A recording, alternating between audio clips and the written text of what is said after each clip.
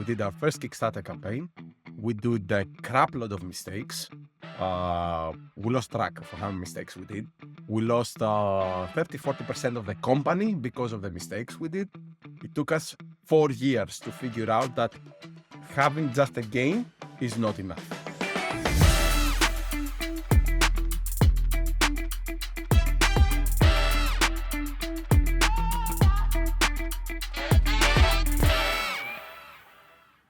What's up, everyone? You got Mark here today in this episode of Masters of Crowdfunding, where I just got finished interviewing Konstantinos Manos, who has been in the board game space for a long time now, a decade.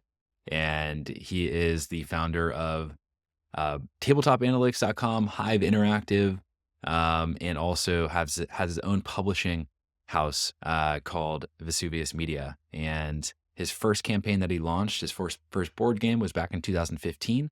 And since then, he's launched 19 more. So as you can imagine, he is a wealth of knowledge. We talked about all types of stuff. So you can't list it all. We went all over the place, from his thoughts on, what mistakes to avoid if you're a first-time creator or even a veteran creator, to how he approaches his marketing, how he builds community, how he thinks about his board games like movies and building franchises, to how he thinks about making a choice between Kickstarter, GameFound, BackerKit. So lots of good details in this one, and I hope you enjoy this episode of Masters of Crowdfunding with Konstantinos Manos. All right, we're live. Konstantinos, welcome to the podcast. Hello, nice to be here, Mark. Yeah, I'm excited. We're just spending 20 minutes in the pre-podcast getting pumped up for this, and we're like, you know what? Let's. He's sharing all these nuggets of wisdom already. We got to press the record button. What are we doing? So I met Konstantinos almost a year ago now at Gamma. So stayed in contact the whole time, but he's like, reached out, should get you on the podcast, talk about what's going on. I'm not going to speak for you completely, but Konstantinos, what I found so interesting about you is that you do so many different things in the space. You have a ton of energy, which I love. So you have Tabletop Analytics, Hive, Vesuvius Media. Can you just give a brief overview of what those three different things are? Nice. So I will go before the three things, and I will put a small parenthesis of a fourth one that nobody knows. So we started because we were a small group of friends that we loved to do. We wanted to do games. That was our goal in life. We wanted to do games. Of course, 20 years ago, doing a game is not as easy. So we started with, we're all technology freaks. I have a PhD in computer science. That's my background. I'm a technical guy, IT to the core.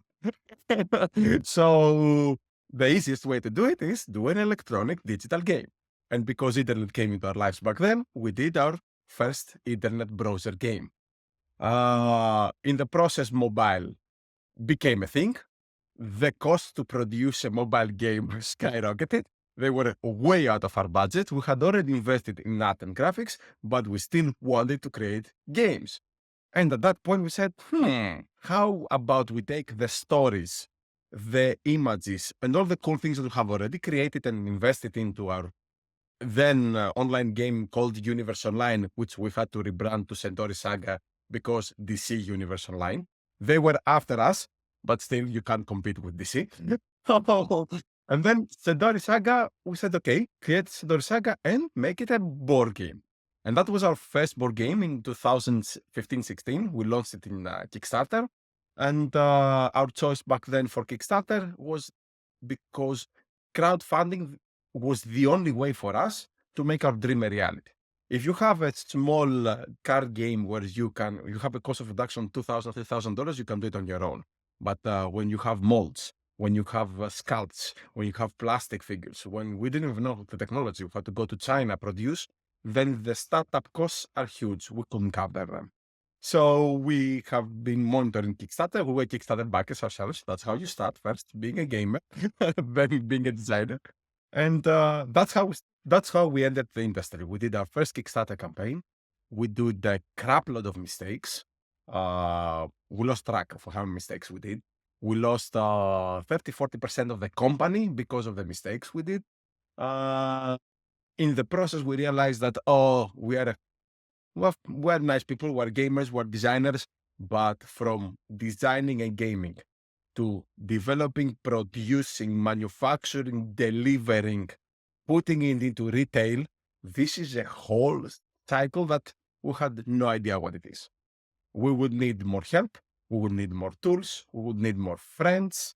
Now, there is where the other things that you mentioned started happening. It took us 4 years to figure out that having just a game is not enough. To do justice to that game, to produce it, develop it, present it correctly, you have to have so much more knowledge, so many more connections. And it took us about 4 years to figure this out. Lots of money, multiple Kickstarter campaigns so that we can, fortunately back then there wasn't a crowdfunding book for dummies that didn't Yeah. exist. There was no Lotsboom where we could go talk to somebody. There was not even a pledgemanager.com back then, right? So things were as you go, figure out, explore the jungle, literally, and face everything that happens. So that's how tabletop analytics came to be. That's how Hive came to be. Tabletop analytics came to be because we needed more data from the industry. We needed to understand when it is better to launch, when it is not, what games are active, trending, what do people like, what people do not. And we couldn't find this information from Kickstarter or Kickstarter. We needed our own tools. And then Hive was like, we needed tools to help our company. Computerize it, automate, make sure that we don't do mistakes. Tools tailored for a crowdfunding business, not a project. That's a completely different approach. Again, I remind you, I have epistemic science. What I didn't say is that before I started doing this full-time job, I was building ERPs and CRMs for the biggest software house down in Greece. Back then, I was in the R&D department, so I already knew how to build those systems, and I knew how they can help have a 2 or 3 man team and still run a publishing house without the overhead or by simply optimizing. So we took all this knowledge, we took all this experience, and we started pretty much packaging it. And then we realized that there are so many other creators that need help. At the beginning, we didn't have the capacity to do that. Then in the past couple of years, we realized that with the Backer Game Found becoming crowdfunding platforms, this created an even more need, a bigger need for tools there that are actually thinking about the creator and not the bottom lines of everybody out there fighting for a piece of the pie. So we had to go live. At that point, the group of creators that knew us and working with us already has been growing exponentially. So we went live, and that's where we met. We became a Kickstarter verified partner, and now our goal is to help as many as possible smaller guys not make the same mistakes we did, and they were many. I want to get into. Yeah, you mentioned something that I think I understood, or I think I heard you right. You said that one of the mistakes that you made was that you lost 30 to 40% of the company. Yes, because the mistakes you make pretty much translate into money. And when you don't have money and you need to keep the lights up, what do? You bring investors in. And when the Right. investor comes, they take a percentage of the company. Yeah. So let's go back to that story. I think it's pretty interesting. So going back, you said that, the first launch was in 2015. Since then you've done 19 19 launches. more Yeah, campaigns. 19 additional launches over a decade, pretty much. So let's go back to like kind of those early days. And you were saying, yeah, you needed money. Let's talk about maybe that first mistake. Like what led up to that?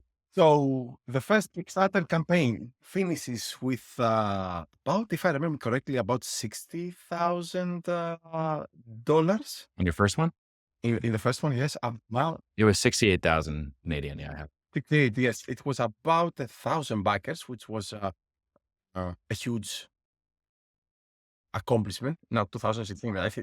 It's way back, and that was now the trick. Mistake number one. I'm originally from Greece, but I moved to Canada. My wife is from Canada. I have both citizenship, Canadian. The company is Canadian. So when we say $68,000, that was Canadian dollars. So when we finished the campaign on Friday, 68,000 Canadian dollars, we're really happy we did it well. The currency exchange rate was 1.03 between the Canadian dollar and the USD. During the weekend, oil prices, things, policies changing, NAFTA between Canada, US, and stuff, we wake up on Monday morning to a currency exchange rate of 1.33. We lost 30% of our money out of the 68,000. That's almost $20,000 overnight without us doing anything else wrong other than picking the wrong currency to run our campaign. That was lesson number one. Extremely expensive, $20,000, because all of our contracts with Chinese manufacturers, with shipping, freight is in US dollars. But now we have Canadian dollars in our hands, and they have been devalued. Oh, sorry. Excuse me to interrupt, but is that less than that you to run your campaigns in USD? Yes. You never run the campaign in a currency different than your bigger cost center. So if you're manufacturing in Europe and you have salaries in Europe and you're going to be doing fulfillment from Europe, then you are Euro. You should run your campaign in Euro. You have no idea what's going to happen in 9 months from now. A pandemic hits, a war starts. If you have to adding a currency conversion, it's a risk that it's completely out of your control. Completely. Nowadays, most of the productions are in USD dollars. Because of the marketplace, 55% of your buckets are going to be from US, which means shipping costs in USD. Freight costs from China to wherever in the world is also in USD. So it makes sense to try and run your campaign in USD. Unless you have, or people can do Euro, but whenever you need to pay a different currency, you will never get from your bank the currency exchange you see on Google. Everybody goes, oh, I can do it. They factor it in. You're going to lose 5%. They don't say it to you, but if you do the currency conversion, you're going to see that's anywhere from 3 to 5. Unless you hit millions, where you can go and barter for a better currency conversion, everybody else a regular $100,000 campaign where you're going to need to exchange 50 or 60 of that, then you're going to lose 5% of that amount. So there's hidden costs that you don't realize, and they can rack up extremely fast. So lesson number one, Canadian to USD. So anyway, run your campaign in your currency. Now, Kickstarter doesn't allow you to run in a different currency than your country. So what did we do for the next Kickstarter campaign? We created a US company. Now again, that comes with a $30,000 per year cost, accountants, lawyers, and staff, or more, depending on what you're doing. Yes, but we are here to do 2 or 3 Kickstarters per year. We have a plan to build a publishing house. It makes sense for us. Now, through Hive, and that's how Hive was created. Hive exists in 2016, not as a pledge manager, but as a facilitator of services for our publishing house to make things better, to lessen wire transfers, currency conversions, help us do things the way we need to do them. We also give that help other creators if they need to run it in USD and they're not from United States. We help them use our company, and we have this understanding with Kickstarter. Now, that was lesson number one. Lesson number two, huge mistake. We charge shipping costs during the Kickstarter campaign. We didn't even know what shipping means. We saw what others were doing, or we came up with a plan in November. And then come June next year, when we're ready to ship out, the numbers we have factored in had nothing to do with anything. I remind you, there was not even the concept of pledge managers back then. But still, this is where we stand. We lost. We chose the wrong partner. The partner dropped us. We had to find another partner for shipping. It was a huge mess. We had to pay about 20-30% more shipping costs. That's another $5,000. Right. So you see how easy it is? Yes. to keep on going. Okay. I love these lessons. So on that really quickly, if that wasn't clear to new creators, because you said, okay, don't charge for shipping during, or it was a mistake to charge for shipping during the campaign. So you shouldn't charge for shipping during the campaign. Then what do if you're a new creator or if you're a creator? So you have to realize that as far as what we call fulfillment plan, because it's a plan, the cost of shipping, no matter what the backers think, it is not to get it from their local hub. It is for the product to go from China to them. So there is a plan to go from China to local hubs, and then from local hubs for the last mile shipping, which is what the backers only think when they are purchasing anything online. So you have to come with a fulfillment plan on how this transport is going to happen. And you have to revise this plan at least 3 times. The first time before the Kickstarter campaign starts, so that you can present a logical plan to your backers and have as accurate estimate plans as you have. Now, you have to use a pledge manager tool, not like us where we run everything in Kickstarter and we didn't use something intermediate, so that you can bring the backers to pay for the rest about 2-3 months when you start production. Now, that gives you another 3 months to prepare yourself. You revisit the plan before you open the pledge manager, making sure that the Baltimore Bridge didn't go down, the Suez Canal is still open, war in Ukraine, pandemic here, tariffs there. You never know what happens. Then 3 months later, when you are ready to ship out from China, you revisit the plan again. Again, things may have changed. Again, there might be another solution. Now, when I say all these things, if you are alone, just like we were, there is no much of revisiting any plan. You don't know who to talk or how to change. But nowadays, when you have access to people like you, people like us, Hive, talk, send an email, find another creator, talk around, the same problem you are going through, some other people are going through. So now we are strength in numbers. We are 5, 10 creators that are bringing one container from China to US. We all have the same problems. We're going to all work together. We're going to find the best solution. Right. If it's going to work from one, it's going to work for everyone. You are not alone. Back then, we were alone doing everything. And when you are alone, you do not have bartering power, 0. You're going to do whatever people tell you. There's nothing else. You just follow suit. And of course, you're going to pay higher prices, way higher prices. So let's say you're a new creator, and you have this, you have the idea that you're going to revise your plan multiple times throughout the process. I'm going to say brief, but I don't know how brief this can be. It's like, how would you then approach that at each of those different stages? You're a new creator. Like, who are the people that you should be talking to and the things you should be thinking about on the first step of the plan, or the first time you go about this plan to get estimated shipping costs for your crowdfunding campaign? When we first started trying to think outside the box and figure out how to do things correctly, we didn't go into the industry because back then that didn't exist. So we started picking up the phone, Googling freight forwarders, everybody. We took a month talking with everybody.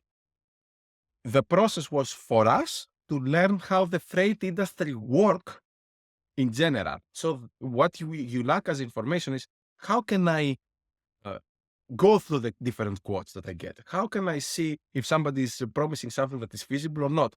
You have to understand the terminology, and we have to learn to speak the same language so that we can evaluate everything that they're giving us. Nowadays it's even worse, because nowadays with everybody picking up the blowhorn and starting yelling about we can do fulfillment for everyone. And there are so many fake people out there also, and failing businesses out there also. So nowadays you can talk to other creators, you can talk to people like us, shoot an email to Hive, we can set up a call, we can discuss. Shoot to people like you, go find Mark from Launchboom, meet him at a convention. You might not get his service. You might not get his services. Ask him, we have this problem. Do you know who maybe? Of course, go to some conventions. That was another mistake that we did. We didn't go to conventions, and do not be afraid to knock on the door of a creator. Ask them, how are you here? Can you please help me? I'm now starting. Do you have a tip? The community is, we figure out that they're really cool guys. Okay, you're not going to go knock on the door of the big Asmode, and they're going to waste time talking to you. But when you go to a convention, there are 1,000 booths out there. half of them are new creators like you. Ask, talk, learn. And then when they direct you to some place, go evaluate, learn from there, learn from the next person. Strength in numbers is very important. Try to gather information, and unfortunately, what we didn't also realize, you need to read. Crowdfunding is not, so it's easy. I'm just going to create the game, I'm going to put that there, I'm going to make millions. No, you're going to lose millions probably in the process, even if you make millions. So read. There is so much material out there. There are so many people eager to teach you. You will have to read and educate yourself before you press that button that says launch. Once you launch, you should have already been at 90% of preparation. Because after that, instead of fixing, you are reacting. And if you're not prepared, it can be a snowball effect. So let's talk about then, now that you've done 20 campaigns, what does your marketing strategy look like? What are the top bullet points? Answer this however you want, because I think that the way that you view marketing is not maybe a little bit different than others. Yes, marketing is something that it's definitely different for each creator. And now the pitfall is you to try to see what the big guys are doing or what the successful companies are doing. It is that doesn't work like that. You need to find, everybody needs to find what works for them and their own community. Because when you are presenting a new game, you should see it as a movie. I love using this parallel because board games are movies today.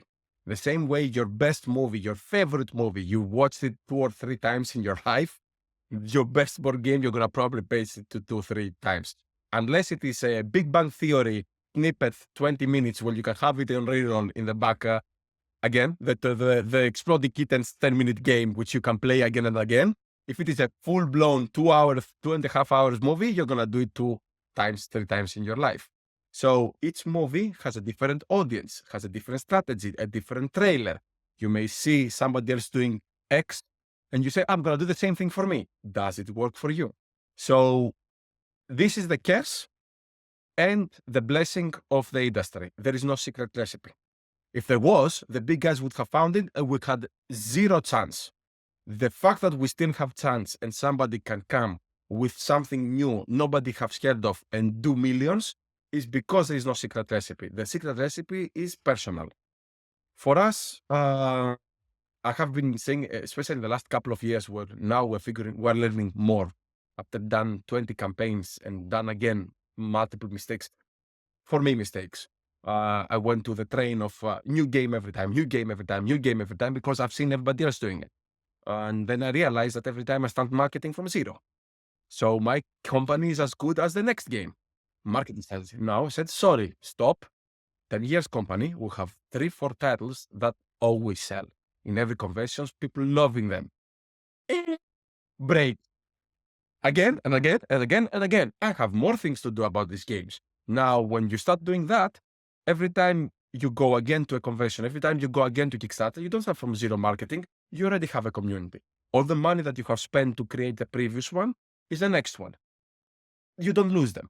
So as a new creator, you need to create a pipeline, a plan for your first title. You need to start talking about the game now, Facebook, designing, blogging, start talk. Create your campaign on Kickstarter, add it so that you can gather followers, add the landing page so that you can get emails, work with Launchboom, work with other ways to promote and gather promises, there's so many different small strategies. Try first to build organically something. While you're building organically something, you are testing the selling points of your game. Now, I have made this a joke multiple times where I've said if only I could go back in time after I had produced a game, delivered to backers, and then went to the first convention. You give me one convention. At the end of the convention, I know how to sell the game. I know what everybody actually would like, what they don't like.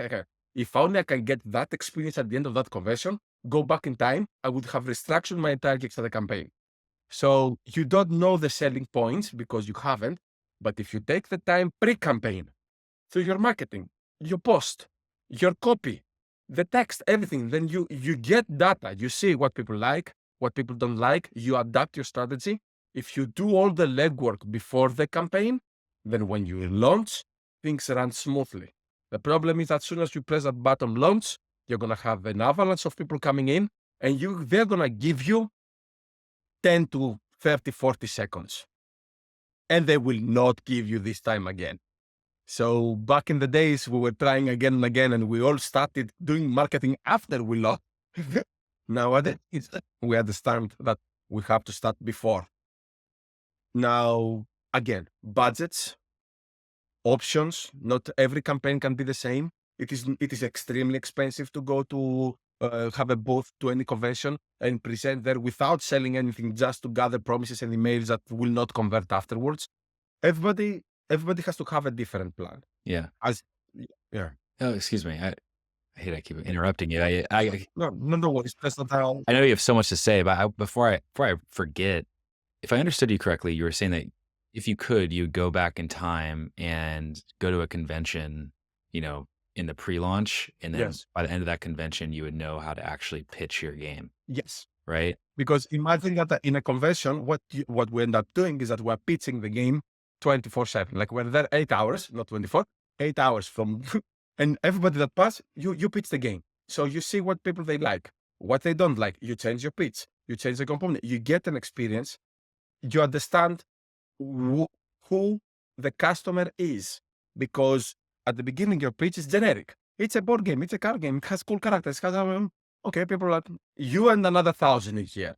Then you start realizing that if I talk about this, that makes me different than the others. Or I attract attention with the X. I lose them with the Y. People are focusing on the price. People are not focusing on the price. They focus on this miniature. Oh, they like this character more than the other characters. Maybe I bring this character up and I hide the others. It's so many small details that you don't know until you actually present it to your people. So you can get this feedback back before by sending to reviewers, putting it properly in the Tabletopia TTS, and have as many sessions as you can with other people. Create a prototype, spend $150, have 2-3 copies, then go and play the game around, talk with people, gather feedback, try to sell the game to them. Not just because the other mistake that we have been doing, and now we are correcting it, is that during the design phase and pre-campaign, in our mind, it's only designing and developing the game. We forget to try to sell the game. You're focusing on creating an awesome game. You might have the best game ever. If you don't know how to sell it, you're going to be stuck with the best game ever in your hands. So, and that's why I say that when I have the game in my hands, I stop thinking about game mechanics or the rulebook. I'm now trying to sell it. And I've realized that for the 7-8 years, we were never thinking about selling before we had it produced, after the Kickstarter campaign. And we don't realize that Kickstarter campaign is the biggest selling point. And how can you get there prepared? By pre-campaign, running ads, and reading the ads. Reading all the comments. Now we read each and every comment. If somebody whines, that's the one that we want. Why is he whining? Why is he complaining about the game? Oh, your game, it looks like a lot like that. You don't dismiss it. If they said it, it's true. You like it, you don't like it, it's true. Go find it. If it is too similar, maybe you need to represent it. Maybe you need to make it part of your pitch. Yes, you know what? We look like that one, but we're not, because that one is worker placement and we are area control. Right. You have to respect, understand your strengths and weaknesses, and use them all. And you cannot do that unless you expose yourself before the campaign. Or else you do all this during the campaign in the comment section, and now it's a tornado of things can go positive, negative, up, down. There's no way. Look, it's unpredictable. Do it before the campaign. Be prepared. Reminds me, I was speaking with a creator. This was last year, and he was telling me that for each, they've done, I want to say like at least 4 games, and I think maybe 5 now. And he was telling me that before each game, for the last few that they've done, before they actually committed to doing a certain game, they had a few different game ideas, and they would somehow mock them up. I think get renders of what they would look like, and they would put ads out for multiple games, and see which ones were actually getting the best response rate from the ads, before committing to going even further down with one idea, which is a pretty, I would say, a very interesting and smart way of using, data from the market to influence where you're going to go, or what direction you're going to go. To your point of listening to the market and gathering data and testing And respecting and respecting it. Yeah, exactly. all data, Yeah. because we're quick to dismiss based on our beliefs, and that's the way to lose. Also, it is better to spend $500, $1,000 before the campaign to even learn that your product is not ready or your product is not good. Usually, like if I spend money and I can't get even emails or followers, which is free, there's no way you're gonna bring backers later. You haven't found your audience. You haven't found the way to present it correctly. You haven't found. So this is like, it was, I'm going down to the territory of Launchboom and everybody. Yeah? So that's what your courses teach the people. But that's the idea here. Like find somebody that can help you, either an agency that can do it for you, or use an accelerator like Launchboom and try to teach yourself on how to do it. Back in the days, it was usually you were hiring somebody third party to do it. I think that it's being debunked lately, and it's been proven that the person that can better present the game, your game, is you. I know that most creators don't want to go down that road. We realize that we have to also in the process. So, because we are the people that are more passionate, we understand the weaknesses, we understand the random person that you're gonna get, even if they are from the industry, they don't have the same passion for the game. They don't see the same thing. Most advertising agencies don't even play the game, so they are just basing everything they do with images and copy that you give them. It's agnostic. Sometimes you have to get more personal about your own game, and nobody can do that unless it is you. So you have to get involved. That's our comments. I think a lot of people, a lot of creators underestimate, or I guess overestimate how difficult marketing is in general, and how good they can be at it when it comes to, their game. To your point, the creator knows the most about the game, their game, than anyone else. And yeah, I mean, there are definitely specialists and consultants and agencies that bring a lot of experience that it shouldn't be discounted.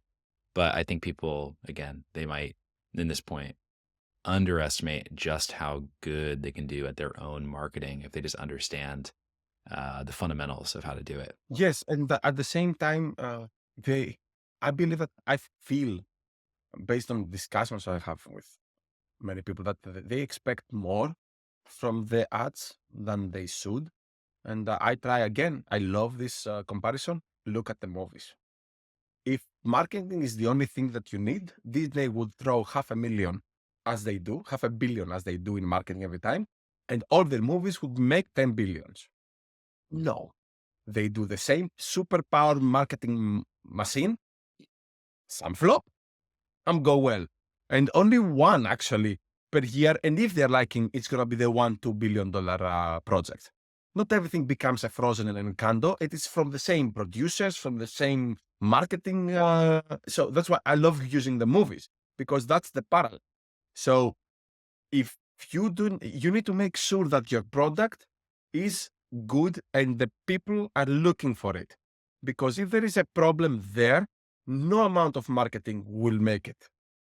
Again, on the other side, if you have a good product, if you don't have a good marketing approach, then of course you can bury it. But if you are doing the marketing issue and you consult some people from the industry, then it is easier to find at least a basic marketing plan and then make it better, rather than to make sure that your product is good and the product is needed and the product is attractive to your customers. It's attractive to you, but you are not your customer. Yeah, it needs to be attractive to everyone else, the people that you're trying to sell to. Yeah. Hey, but before I want to get to this question, so I'm going to ask you right now is, GameFound and BackerKit have been coming up a lot more, in conversation over the past few years. And I'm just curious how you think other creators, especially new creators, I guess all creators. Let's put all creators should be thinking about the choice between Kickstarter, BackerKit, GameFund. Like how should creators think about this? Let's talk with objective data on on today. Kickstarter has organic traffic. The other two platforms do not. No matter how they present their data. I'm a super backer in Kickstarter. I back 3, 4, 5 projects per month. I will not end up on GameFound unless I see an ad on Facebook. Whereas I will go on KickTrack, on Tabletop Analytics, on Kickstarter itself. I will press F5 to see what's new on Kickstarter. So when I say nobody will go on the first page of GameFound or BackerKit to see what's new, okay, it is not true. Apparently, it's not zero, but by comparison with the traffic of Kickstarter, where Kickstarter has become a cultural place for the board game community, go there, look for something new. That's what it is. So as a new creator where you do not have the base, you don't have anything, when you go use any of those platforms today, because they are both trying to grow, maybe in 5 years from now, they're going to have the audience. I don't know. But today, when you go there, you will not get any organic traffic from these platforms. You will have to pay for every single backer. And that's it. Full stop. Yeah, I understand the argument, but I am in Kickstarter and I'm competing versus 300, but in GameFound, I'm competing versus 10. Yes, and we all 10 fit in the same page. Good, but if this page has 0 views, 310,000 views, again, you have a higher percentage of attracting somebody. And if your project is good and does a little bit good, then the algorithm is going to bring you a little bit up. You're going to see things. Also, Kickstarter had created a community for decades. Yeah. So when I back a project, people that follow me as a backer get a notification from my friends that he backed this one. When I follow a company, when I follow something, so you build a community. Right. They have started. They are trying. They do not. They saw traffic. Yes, they have traffic from Pledge Manager, from people that have already backed on Kickstarter and they go there to pay to pay their shipping and taxes, and then they leave. Maybe they see the final thank you very much, and here are 3 projects in GameFound that you may like, but I don't pay attention to that. I don't know how many people do, because I'm there to do one thing: pay my pledge and then continue my day. So that's my point of view. I don't believe that right now any of those have enough to justify risking going there if you're a new creator. And for us that are established, we have already spent so much money building up a community in Kickstarter. There's no reason for me to take my community and give it to GameFound and lose all that connection that I already have in Kickstarter. That's my point of view right now. Maybe they're gonna grow. Maybe they're gonna get better. Maybe there's gonna be an actual comparison. Maybe they're gonna attract different audiences. So it would make sense to go try both markets.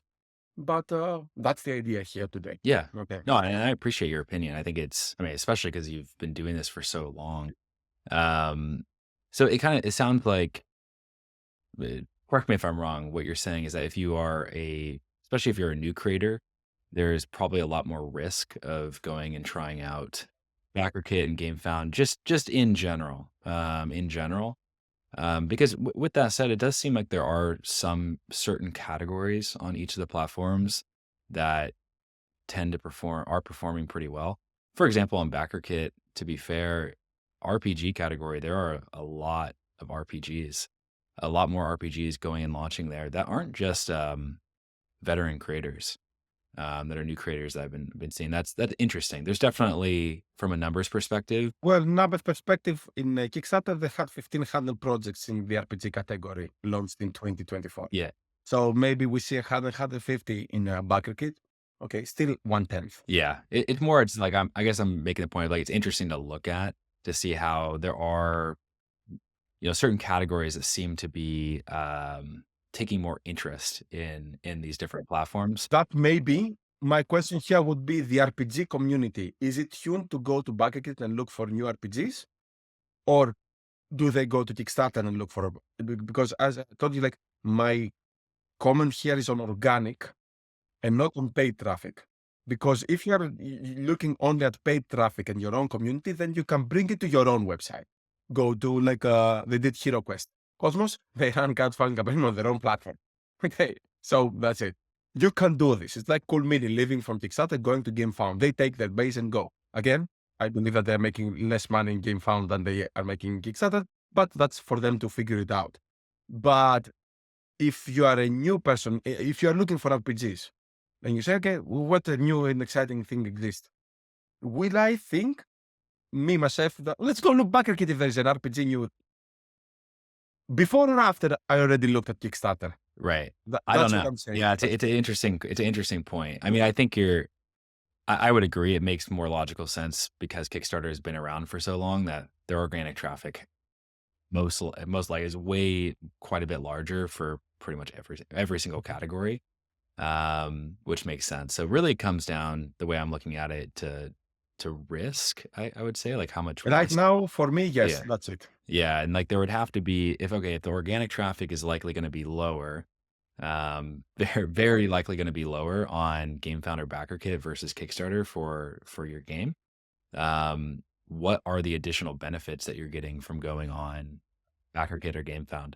Add another parameter here too. If a platform is willing to waive their fees, give you bonuses to run into their platform, when Kickstarter does not, that raises another question. Why? They're trying to mitigate that risk from your perception. And they're trying to, because they know that they need to grow. They do not have the numbers. Okay. So, but what you need to understand is that, okay, I'm getting these benefits. Do these benefits that I'm getting, they are promising zero fee, but I'm going to throw all this for marketing. All the marketing that they're paying increases their platform 100%. Maybe it will bring backers to you. So you're getting a higher risk than them. Is that risk worth it? Is it going to get you there? And when your project fails because you went on Kickstarter and you failed, was it Kickstarter that made you fail and you think GameFound would have done better, or was it your project? That can go both ways, of course. It is my personal opinion today, in the state of the way the platforms are, I believe that if something succeeds on GameFound, it would definitely have done way better on Kickstarter or BackerKit, the same thing. Because you would have even more organic, because if you have successfully launched a campaign there and you did really well, then the algorithm on Kickstarter would have boosted you even way up. Whereas if you failed on GameFound, I'm not 100% sure that if you would have failed completely in Kickstarter. You may have had a little bit better chance to get something organically, and that would have pushed you towards the goal and the end line.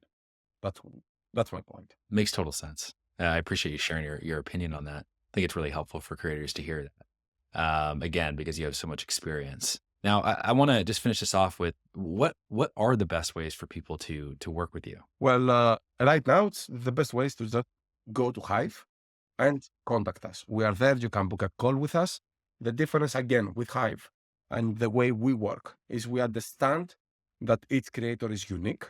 There is a huge range of services and needs, and everybody has some, needs some others. We can fill in the blanks. We are not one-stop shop and you either get everything or you get nothing from us. We don't do that. Again, practices at others. So you're going to get to us, you're going to have to get pledge manager, late pledging, pre-campaign, ads with us. No, we don't do that. You come to us and you talk. You see, this is what I need. I need A, I have B, C, I need half the D, and I will do F. We are here to help you out. We're here to fill in the blanks. And as soon as you're part of Hive, you immediately get the strength in numbers. Strength in numbers, you're going to, whenever we recommend something, is not something that we're affiliated with. I don't recommend warehouses or factories or fulfillment hubs that we do not personally pay. And we have tested. We don't have an affiliation with them because we change hubs every couple of years because things go up, things go down. We're going to go to what's best. If you have something new, we're going to be monitoring you. If you do something and you find something that nobody else in Hive have found, then we're going to inform the rest of the people and say, like, this guy did something that nobody else has done, and it worked. Let's go all that together. Then you all win. We all win the same knowledge. It's all about knowledge and experience and exchanging ideas. If you need help, we are here to support it. If you think you can go on your own, go. If you find a hard time, knock a door. Maybe we have been there where you are, which is high chance we were. And maybe we have already done something that worked, something that didn't. We have no problem sharing that with you and working with you to the better all creators do, the better the industry, healthier. We all give to the backers security that this is something cool and good. If we start failing one after the other because we miscalculate, we all lose. No questions asked. Nothing can save you. So, like, say what's happening in the digital game on Kickstarter, which has a high percentage of failure projects, and everybody's very, very, very, very, very difficult to get organic. Even if you like the project and you're excited, I'm gonna wait to see the beta. Right. Okay, so it is to our benefit to all work together to make this crowdfunding tabletop category at the beginning and then everybody else as successful as possible. Konstantinos, thank you. I appreciate it. You're awesome. Like I was saying at the very beginning, I loved meeting at Gamma a year ago, and I will see you coming up Oh, here in definitely. This Gamma too. We do everything. Gamma, Zen. a month coming up. But I just want to end this with saying that I really appreciate how giving you are. Like when you're just going over this, the last thing you were saying about how people can reach out to you and how you can fill in all the gaps, like all the conversations we've had, which haven't been, a huge amount, but I can already tell that you really just care a lot. So I really appreciate that. And I thank you for coming on and sharing all your knowledge with us. You are welcome, and I'm happy to be here, Mark. All right. Every single time. It's fun talking to you. Yeah, I enjoy it. We can go for a lot longer, but then people are going to stop. Oh, listening definitely. probably. We can Yeah. go deeper. Let's give the tip of the iceberg here, and then we can go into the details Sounds good. slowly and All right. steadily. All right. We'll end it here. Konstantinos, thank you very much. Thank you very much.